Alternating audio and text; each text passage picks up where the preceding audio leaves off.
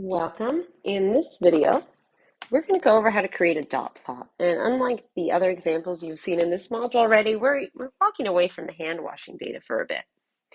So below are final exam scores for an engineering class at any college technical institute in any state USA. Create both a dot plot manually and with technology, and include notes to yourself explaining how you use technology to obtain your dot plot.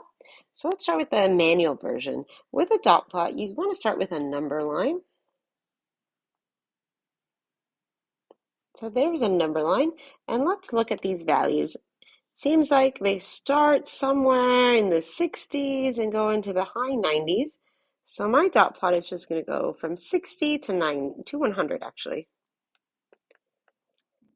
And then just to make it easier, I'm going to mark these off by 5s in the middle here.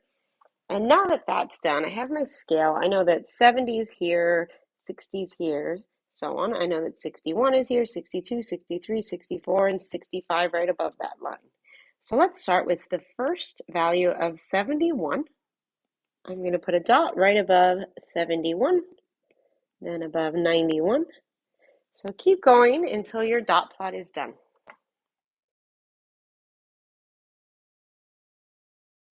All right, so there's the dot plot. If you notice, some of these are stacked. These two represent the two scores of 71. These ones here represent the two scores of 82. Here I have two scores of 86, and so on.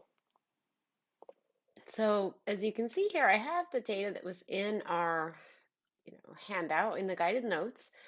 If you don't have this in front of you, you need to open StatCrunch and then put your mouse and the cursor here and type in the numbers from your notes manually. So if you don't have that in front of you, it's likely you haven't typed in the numbers yet. Once you've typed in the numbers and have that done, let's go here to Graph and go down to Dot Plot and select var1 and just get Compute, and here you go. Here is the same dot plot we sketched out, but the computer's a little more accurate on where the dots lie, and you can, make it larger, smaller as you'd like. I really like this view.